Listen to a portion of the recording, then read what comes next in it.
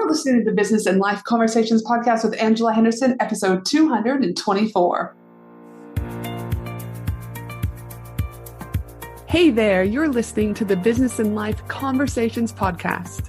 My name is Angela Henderson, and on this show, we talk about improving your business, life, or both by having amazing and rich conversations with brilliant guests who will inspire you and who will give you tips and tricks to help you grow both in life and in business.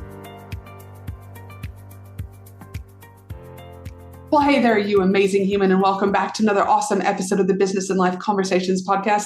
I'm your host, Ange, from Angela Henderson Consulting, where I'm an international award-winning business consultant and coach who has helped thousands of amazing women business owners get all the pieces in place to have consistent 4- and 5-figure months and on to 6- and 7+ figure years without burning out in the process.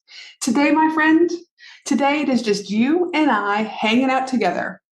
This is a podcast episode slightly different to my other podcast, a bit more of a behind the scenes into my life and how finding love again after 20 years and the ripple effect that it's had in both my business and my life. You see, just a little over 4.5 months ago, an amazing human came into my life, a New Zealander, almost 6 feet tall, with the most beautiful blue eyes you'll ever see. A smile that melts me every time I'm met with it, and a heart that is filled with love, marshmallows, and sponge cake. And I'm here to tell you, life looks slightly different. Life is clearer, better, richer, kinder, sweeter. So much awesomeness. I told myself that I wouldn't start dating until after I came back from my family trip to the USA in July, so that I wouldn't get distracted. Why? Because I like structure. I like to plan. I like knowing I have, air quotes, control of my life. I have always typically led from very much a masculine energy. And it's only been recently, the last couple of years that I've kind of dolloped in that feminine energy. But the new Ange was not this time. I didn't want the plan. I didn't want to wait. And there was something intuitively in me that I knew it was the time. So I trusted that everything was going to work out for me and at exactly the right time. And so guess what? This 43-year-old signed up for Tinder and Bumble, which are two different dating sites, a month before my trip to the USA. I had zero plans, zero expectations for what Tinder and Bumble was going to bring me.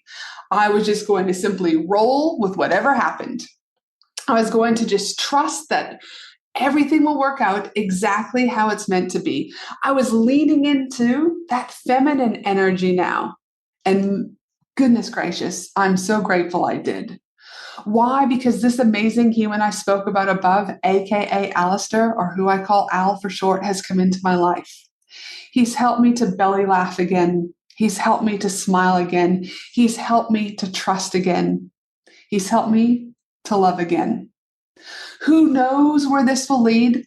I'm just happy to be on the next journey of my life, taking one day at a time and loving on this man who I call Al.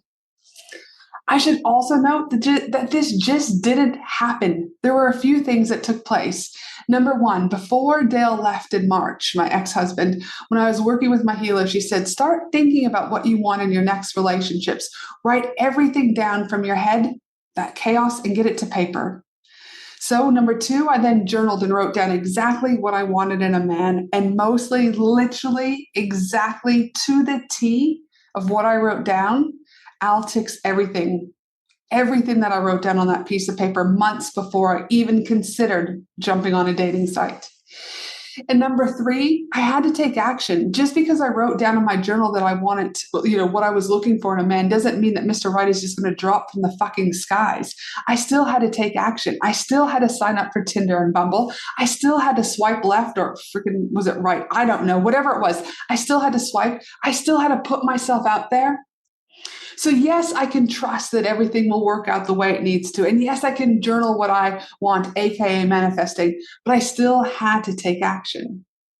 Another thing that this amazing human has brought into my life is I realized the importance of honoring other people's lives, other people's views, other people's journeys, honoring where they've been in life, honoring their upbringing, honoring their work, honoring their life experiences from death, other dating, friendships, views on politics, etc.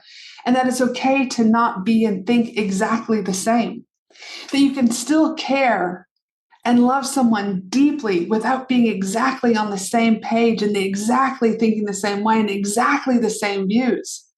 So much of society tells us we have to think a certain way, do certain things, and if someone doesn't do X, Y, and Z, they're a bad person. The list goes on and on and on. Somehow I started to feed into that shit. And since dating Al, so much has changed. So honoring someone else's views has allowed this odd sense of freedom in my life.